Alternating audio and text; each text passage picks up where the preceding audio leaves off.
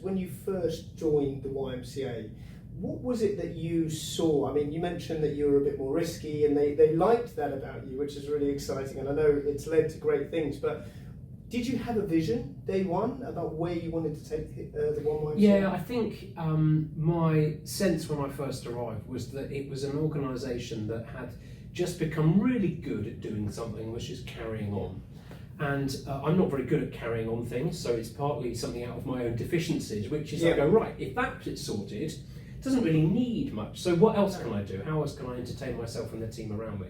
And so there's always been a bit of a sense of what next, and what next, and what next. And because it was doing such good work across a range of areas, there was the housing at the time, there was some physical activity as well, there was nursery, there was gyms, and a variety of other bits and pieces, particularly the youth work.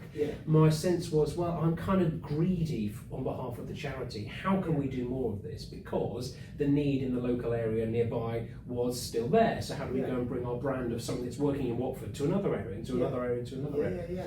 And I think that that still motivates me now, because if you get something to the point where it's working well, you kind of think, let's do more of this. And business people will be familiar with this. They'll have a product, and they'll think, well, actually, do I change the product and have new activities that I'm doing, or do I use that product in a new market, or do I develop something that's totally out there? It's a bit like the Ansoff matrix. That's another way of looking at it. But you have to change and adapt. I think in business, and clearly, charities to a certain extent are a business, and there's a certain level of support that's always going to be required, but unless you can support in different ways and grow, because I mean there's different challenges nowadays, I would say massively, but tell me as well, how big was the charity when you first joined it as well? How was it? So we were around about 4 million, a little bit more than that, and I would say had something like 70 odd staff or so, operating for about 6 areas, mainly in Watford, but a little bit beyond that. And when you said that you wanted to make all these changes, I know now, and we're going to get into this, all the things that the YMCA does,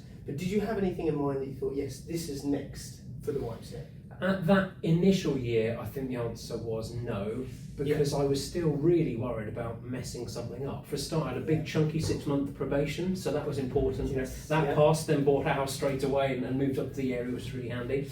But I think it was pretty obvious at that point that our youth work was still something that we could do a lot more of. In those days, under the Labour government that was coming to the end, it was still possible to get quite significant grants, and I thought being able to do that a bit differently was going to be very interesting, and also bringing a slightly different mentality into our housing. There were times when our residents, people who'd been street homeless before, were seen as inconvenient by staff, and that never felt quite right.